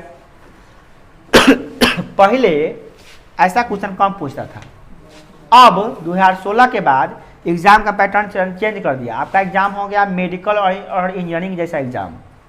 मतलब मैट्रिक के एक बच्चा सब पढ़ के जाता था, मैट्रिक पास करता था, इंटर पास करता था, और जब इंट्रेंस एग्जामिनेशन में बैठता था, जैसे IIT का लेवल एग्ज़ाम हो गया या AIEEE हो गया, चाहे मेडिकल हो गया, तो उसको मिलता था OMR सीट। अब बच्चा के दिमाग में आधा दिमाग तो उसी डिप्रेशन में बीतता था कि ये OMR सीट को कैसे डील करे, ये ऑप्शनल क्वेश्चन क्या होता है, कि नेगेटिव मार्किंग क्या होता है, इसे समझ में नहीं आता था। तो बोर्ड ने तय किया कि बच्चा हमारा एग्ज़ाम निकाल लेता है, IIT मेडिकल निकलता नहीं, जबकि उसमें प्रतिभाएं हैं, क्या कारण है? तो लगा कि एग्जामिनेशन में कुछ त्रुटियां पाई गई, एग्जामिनेशन सही तरीका से नहीं हो रहा। इसी को सुधार करने के लिए 2016 में निर्णय लिया गया कि ऑब्जेक्टिव क्वेश्चन करके हम OMR सीट पे एग्जाम लेंगे, ताकि बच्चा पहले से इंजीनियरिंग और मेडिकल में जो एग्जाम होने वाला उससे परिचित हो जाए। इसीलिए आपको ऐसा एग्जाम लिया गया है। अभी जितना भी प्रवेशिका परीक्षा होता है, जिसे आप कहते हैं इंट्रेंस एग्जामिनेशन, वो सब OMR सीट पर ही होता है। और सब में क्या कर दिया है, थ्योरी में से, प्रैक्टिकल में से, न्यूमेरिकल में से, आंकिक प्रश्न में से, सब में से कहीं कहीं से घुसा के कोनो लाइन निकाल के आपको दे देगा। मतलब आप पढ़ना, आपको सिर्फ टीचर पढ़ाते हैं उतने नहीं पढ़ना होगा, आपको हर एक चीज़ को बारीकी से पढ़ना होगा अगर अच्छा नंबर लाना चाहते हैं तो। मतलब स्टूड करने के लिए आपको NCERT का भी एवरी लाइन्स को स्टडी करना पड़ेगा, पढ़ना नहीं पड़ेगा, स्टडी करना पड़ेगा, मतलब बारीकी से समझना पड़ेगा, तभी जाके आप स्टूड में जाइए, स्टूड कीजिएगा। अदरवाइज कोई उपाय नहीं है। आप कोनो बम पढ़ लीजिए, एटम बम, क्वेश्चन बैंक, कोनो बना लीजिए, कोई फायदा नहीं। जब तक NCERT आप कंप्लीट नहीं पढ़े हैं, आप किस आधार पे कहते हैं कि आप जीनियस स्टूडेंट हैं? कोई उपाय नहीं है। हाँ, जीनियस हो सकता है एक्स्ट्रा ऑर्डिनरी, जो गॉड गिफ्टेड माइंड का होगा वो सब बनाएगा ना। आप में से कोई जीनियस होंगे तो बिना पढ़ लिए भाई बना लेंगे। जीनियस का जो होता है ना, IQ लेवल बहुत हाई होता है। आप लोग ऑर्डिनरी स्टूडेंट, जहाँ तक हमको पता है इसमें सारे बच्चे ऑर्डिनरी स्टूडेंट हैं, इवन हम भी ऑर्डिनरी टीचर हैं। आप बताइए, आपका हमारा भी IQ लेवल जीनियस में नहीं जाता है, बताइए। आपका भी हम जानते हैं, जहाँ तक हम पढ़ाते हैं आपको, तो हम जानते हैं कि आप में सबका जो है ना नॉर्मल IQ, मतलब आप सामान्य बच्चे हैं, जीनियस कोई नहीं है इसमें। जीनियस होते ना तो आप 10th के क्वेश्चन बिना बना लिए 10th का बना लेते, समझ रहे हैं? बात समझिए। इसीलिए आप एवरी लाइन को स्टडी कीजिए, समझिए, तब आपका स्टूड वाला सपना पूरा होगा, नहीं तो नहीं होगा। देखिए 84 नंबर देखिए, फिर 84 तो समझ में आ गया। 85 नंबर क्वेश्चन देखिए क्या है। करा आधार की त्रिज्या 8 सेंटीमीटर, ऊंचाई 2 सेंटीमीटर वाले बेलन के पिघलाकर 6 सेंटीमीटर में शंकु बनाया जाता है, तो शंकु का आधार की त्रिज्या कितना होगा? आइए बेलन को पिघलाएंगे और शंकु बनाएंगे तो क्या होगा? क्या चीज़ बदलेगा? नहीं। तो जो इसका आयतन होगा वही इसका आयतन होगा, बस इतना कॉन्सेप्ट रखना है आपको। तो बेलन का आयतन आप जानते हैं क्या होता है, 4/3। तो बेलन का आयतन होता है पाई r², तो इसमें रख देते हैं पाई r²। तो बेलन का त्रिज्या कितना है? 8, तो 8 का स्क्वायर, एच कितना रखे थे? एच इसका दिया हुआ है 2, तो पाई 8² 2 हो गया बराबर। शंकु का जो आयतन होता है वह होता है 1/3 पाई r²। तो इसका त्रिज्या दिया हुआ है कितना? बेलन को पिघला इतना सेंटीमीटर, नहीं त्रिज्या नहीं दिया है, ऊंचाई दिया हुआ है। तो हाँ ऊंचाई दिया हुआ कितना? 6, तो हो गया। अब बन गया आपका सवाल। देखिए कैसे बनेगा, पाई से पाई कैंसिल कर दीजिए। अब ये 3 इधर गुना, भाग इधर जाकर गुना हो जाएगा, तो 8 × 8 तो पहले से था ही, × 2 × 3 भी हो गया। अब बटा में आ गया 6 बराबर 8। सॉल्व कर लीजिए, आ जाएगा आंसर। कितना आ जाएगा? काटिएगा 2 आ जाएगा, 2 से 2 कटिए गया आपका, 8 × 8 = 64 आ गया। यानी त्रिज्या क्या हो जाएगा? 64। इसका त्रिज्या हो जाएगा आपका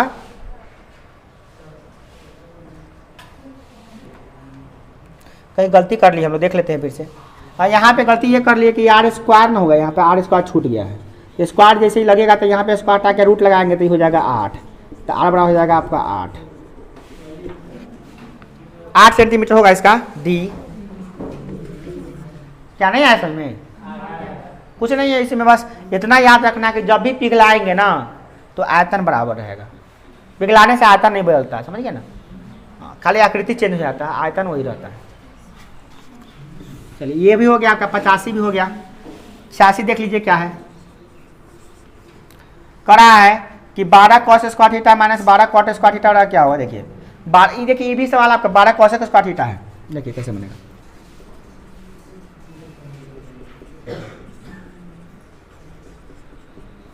एकदम हल्का सवाल है, तो इनमें थोड़ा भी जान नहीं है। देखिए इसको आप ऐसे ही रहने दीजिए, चाहे 12 कॉमन भी ले सकते हैं, चाहे ऐसे ही रहने, कोई फर्क नहीं पड़ता है। देखिए अब यहाँ पे कॉट, चाहे हाँ 12 कॉमन ले डायरेक्ट बन जाएगा, कोई दिक्कत नहीं होगा। चलिए 12 कॉमन ले लिया तो आसानी से बन जाएगा आपका cosec square A minus cot square A. तो 12 जैसे अभी फॉर्मूले होता है cosec square theta minus cot square theta होता है 1, तो 12 गुने 1 बराबर हो गया 12। राइट आंसर आ गया आपका डी, 86 का हो गया डी आंसर। और 87 की बात करते हैं। करा एक निश्चित घटना की प्रायिकता कितनी होती है? तो एक निश्चित घटना की प्रायिकता 1 होती है। एक ए में आंसर दिया हुआ है। अगला है एक मीनार के पाद बिंदु 200 मीटर दूरी स्थित पर मीनार का उन्नयन को 60 डिग्री तो ऊंचाई करती है। फिर वैसे कुछ आ गया, देखिए यहाँ पे 88 नंबर में देखिए क्या है, एक मीनार है, ये मीनार है, ये भी मीनार है, उन्नयन कोण कितना डिग्री दिया है 60 डिग्री, और इसका दूरी दिया है नीचे का आधार का 200, इसको ऊंचाई निकालना है, ये निकालना है, वो 8 होगा। ऐसा कुछ हम लोग फिर बनाए थे, कल ही बनाए थे। तो आप जानते हैं tan अप्लाई कर दिया, tan थीटा बराबर tan 60 बराबर T बटे बी, ए बी का मान ही रख देते हैं h बटा 200, और tan 60 का मान जानते ही होता है √3 गुने 200 बराबर h। तो h का मान कितना हो गया 200 √3, अब √3 का मान दे रहे हैं कि क्या करना है देखना पड़ेगा। √3 का √3 है, चलिए कोई बात नहीं, आंसर इतने पर है √3 में ही 200 √3 यानी कि बी ऑप्शन हो गया इसका।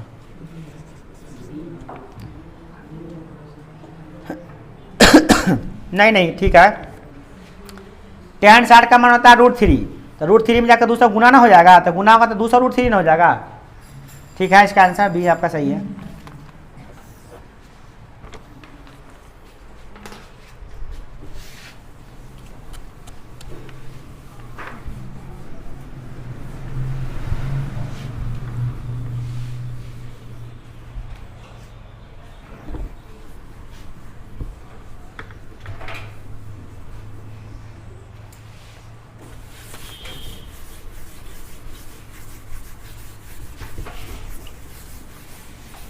ठीक है, नेक्स्ट क्वेश्चन देखते हैं क्या है इसका। कितना बना है अभी 89। हाँ 89 बनाना है शायद हम लोग को अभी, 89 देखते हैं, बहुत लंबा चौड़ा क्वेश्चन लग रहा है। क्या दिया, यदि एक बिंदु P और Q वाले किसी वृत्त पर PA PB स्पर्श रेखाएं हैं तो 80 डिग्री कोण पर झुकी है। ये फिर बकलोल वाला क्वेश्चन, ये कैसे होगा 100 हुआ कि नहीं हुआ। अच्छा POA पता नहीं, बनाते हैं पहले चित्र बनाते हैं, ऐसे बुला के देना बहुत गलती हो जाएगा। बोलिए गया कि केंद्र O है, ठीक है, अगर आप किसी एक बिंदु P से ठीक है, हमको सही लिया। अब यानी स्पर्श रेखा खींचा, 2 स्पर्श रेखा, ये रहा स्पर्श नहीं हुआ भाई, लीजिए स्पर्श करा दी, हो गया स्पर्श रेखाएं हैं, है ना। तो ये एगो है A एगो है B, यानी PA और PB, और ये दूसरे पर 80 डिग्री पर झुकी हुई है। तो कह रहा है कि POA, अच्छा इसका आधा कह रहा है निकालने के लिए, कोई बात नहीं है, ये पूरा 90 होगा, ये 90 होगा, देखिए 90 तो 90 और 80 कितना हो गया, तो 90 180 हो गया। तो 180 ये दोनों मिला के भी 180 होगा, तो ये दोनों के तो कहानी खत्म कर दी, दोनों कहानी खत्म है, 80 180 खत्म, ये दोनों मिला के 180, तो दोनों ये कितना जाएगा 100, और 100 का ये दोनों जानते हैं, ये दोनों त्रिभुज होगा क्या एक दूसरे का सर्वांग सम, तो हो जाएगा 50-50, ठीक है। तो 50-50 इसका एंगल हो जाएगा इसका। तो इसका आंसर हो जाएगा आपका, इसका आंसर हो जाएगा 50 यानी डी। आसान क्वेश्चन था, भारी नहीं था। tan 9 degree into tan 81 degree into tan 60 degree बराबर क्या होगा। देखिए ये दोनों का मान आपको पता नहीं पता है, तो मतलब ये दोनों पूरा कोने देख लीजिए, 81 9 90 होता है ना, तो लगा दीजिए यहाँ पे फॉर्मूला, tan 9 का 9 लिख दीजिए, और tan 60 81 को क्या लिख दीजिएगा, tan 90 माइनस 9 इंटू tan 60 को tan 60 रहने दीजिए, क्योंकि बात का मान तो पता हमारा ये है। अब देखिए ये tan 90 हो गया, 9 हो गया, ये tan 90 minus theta, tan 90 minus theta कितना होता है cot थीटा, तो जाएगा cot 9 डिग्री बराबर इंटू है यानी गुना tan 60, सब में इंटू है ना, है देख लीजिए, सब में इंटू होगा तो ठीक है ना, तो फिर बदल जाएगा पैटर्न, इंटू है ठीक है। देखिए तो ये हो जाएगा tan theta into cot theta होगा 1 और tan 60 का मान होगा √3, √3 आंसर हो गया इसका। आपका 90 का हो जाएगा आपका C।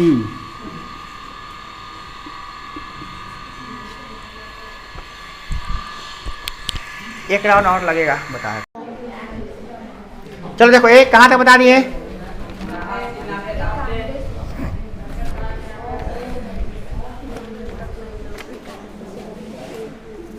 चलो आप ध्यान से शांति बना रखो, बातें करो। 91 में देखो अब कल वाला करा आए सनु कुमार नहीं बात करो। देखो 91 नंबर देखो, निम्नलिखित में कौन द्विघात बहुपद है जिनका शून्यकरण 5 और -3 है। अब देखिए ये अब क्वेश्चन है ना, तो इसमें दो तरह का विद्यार्थी होगा। एक विद्यार्थी होगा जो तीनों का जो है ना शून्य निकाल के देखेगा, तो समझिए उसके पास दिमाग कम है थोड़ा। जिसका दिमाग होगा वो क्या करेगा, वो उसका मान रख के देखेगा। तो मान रख के देखिए दोनों तरीके से बना सकते हैं। वो देखिए दो तरीका है इसको बनाने का। कौन क्वेश्चन है, अच्छा एक शून्य से तो क्वेश्चन बनाइए लीजिएगा। इक्वेशन आपको बनाने आना चाहिए।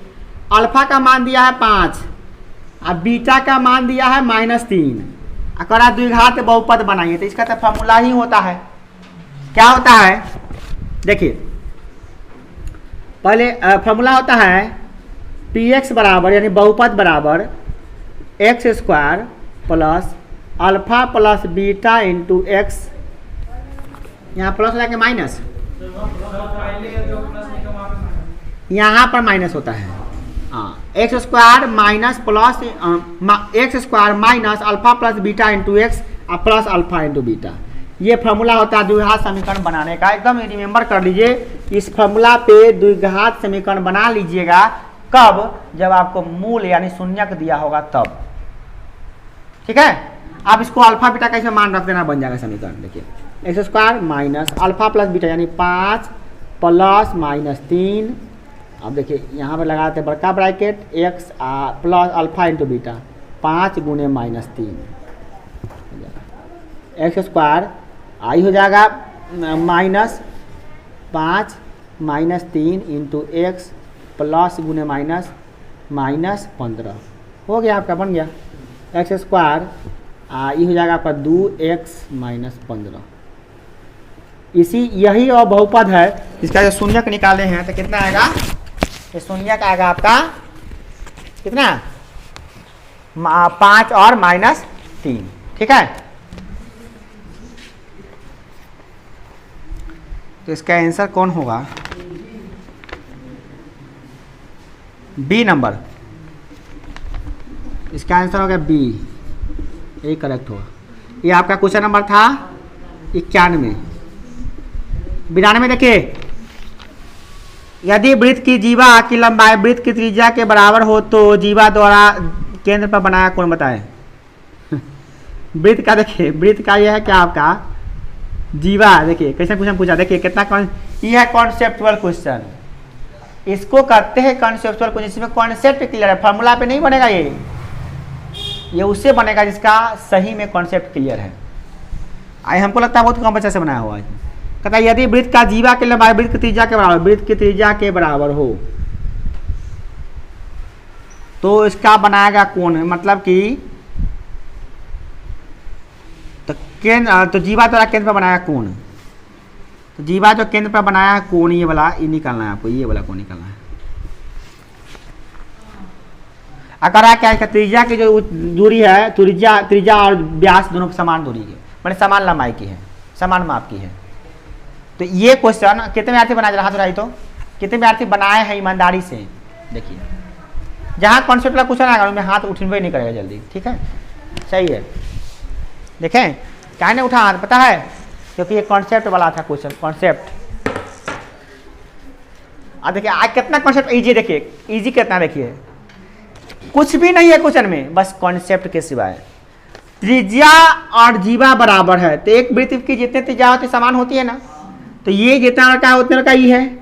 ये दिया हुआ क्वेश्चन में कि ये इसके बराबर है, तो ये जब एक त्रिभुज बन गया, त्रिभुज के तीनों भुजा बराबर होता है, तो कौन त्रिभुज होता है, समबाहु त्रिभुज होता है। और समबाहु त्रिभुज का प्रत्येक कोण 60 डिग्री होता है। जब प्रत्येक कोण 60 डिग्री होता है तो यो 60, यो 60, तो यो कितना 60, तो आपको 60 डिग्री होना, इसका आंसर 60 हो गया 60 डिग्री। इसको कौन बनाएगा भाई, ये तो कहीं नहीं पढ़े हैं आप, ये कहाँ से पढ़ लिए हैं आप, 10th में कहाँ पढ़ लिए हैं, 10th में तो था ही नहीं ये बड़ा चीज़, ना 9th में ना 10th में है, कोनो क्लास में नहीं क्वेश्चन है। तो ये बताइए क्वेश्चन बन जाएगा, किससे बनेगा, वही जो बेवकूफ़ों की तरह किताब पढ़ता है। कहता क्या कहता है, गणित की किताब कहीं पढ़े की चीज़ हो छै, अब अगर बिना पढ़ ले ही बनेगा, ये कॉन्सेप्ट से बनने वाला क्वेश्चन, कॉन्सेप्ट क्लियर होता है किताब पढ़ने से। और गणित की किताब में उसे लिखा रहता है फालतू का रहता है, खाली प्रश्नावली बनाइए, अजीब हाल है। जब तक तुम नहीं पढ़ोगे तो वही ऐसा के क्वेश्चन तुमसे नहीं बनेगा, तुमसे अगर नहीं बन रहा है तो तुम किताब नहीं पढ़ते हो गणित का। और जब बोलते हैं कि पाठ पढ़ के आइएगा, सांख्यिकी पढ़ के आइए, तो नहीं पढ़े, वृत्त पढ़ के आइए तो पढ़े नहीं किए, वृत्त का कॉन्सेप्ट आपको आइए नहीं है, ये ध्यान रखिए। एक वृत्त की इसमें कुछ लगा है, एक वृत्त की सभी त्रिज्याएं समान होती है, तो ये बराबर ये हो गया, आइए इसके बराबर था ही, तो देखिए कि त्रिभुज के तीनों भुजा बराबर हो गया, तो समबाहु त्रिभुज हो गया, और समबाहु त्रिभुज का गुण होता है कि प्रत्येक कोण 60 डिग्री होता है, तो 60 डिग्री हो गया, तो इसका आंसर हो गया आपका 60 डिग्री। तो इसका आंसर हो गया 92 का ए। 93 नंबर को देखिए क्या है, bx स्क्वायर। अब देखिए यहाँ फिर पलट दिया, अब यह भी उसी से बनाया जो किताब पढ़ता है। देखिए ये दे दिया bx square plus X plus C बराबर 0 है, तो विविधकर क्या होगा, तो d बराबर फॉर्मूला क्या होगा। अब यहाँ बच्चा जाते आंख मुन के मारता है d बराबर बी स्क्वायर माइनस 4ac।